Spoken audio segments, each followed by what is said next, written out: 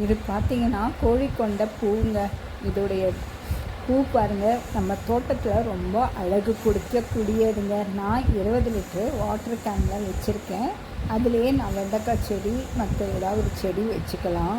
இதற்கு பராமரிப்புன்றது ஒன்றுமே கிடையாது.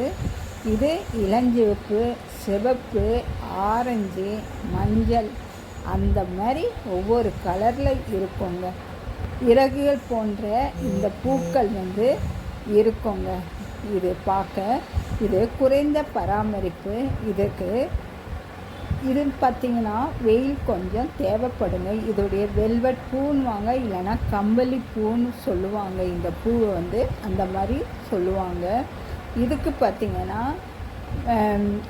இது பொதுவாக இந்த பூ மாலையில் கட்டுவாங்க. மாலையில் இது கட்டுவாங்க. இது பாருங்கள், அங்கங்கே நம்ம தோட்டத்துக்கு ரொம்ப அழகு கொடுக்குங்க. இதுக்கு நான் உரம்னு பார்த்திங்கன்னா, நான் சாதாரணமாக எல்லாத்துக்கும் கொடுக்குற செடிகளுக்குள்ள உரம் தாங்க கொடுத்துருக்கேன்.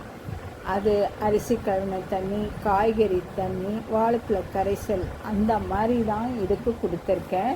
வேறு எதுவும் இதுக்கு ஸ்பெஷலாக கொடுக்கல. நம்ம தோட்டத்தில் ரொம்ப அழகு கொடுக்கக்கூடிய பூங்க. இது ஒரு வாரம்னா கூட வாடாதுங்க.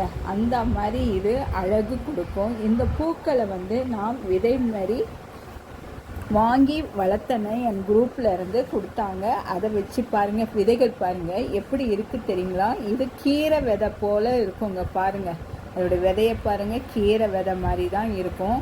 இதே கீழே விழுந்து நமக்கு பூக்கள் உருவாகி தருங்க. இது செடி வந்துடும். இதை பார்த்து ஒரு லைக் பண்ணி சப்ஸ்கிரைப் பண்ணுங்கள்.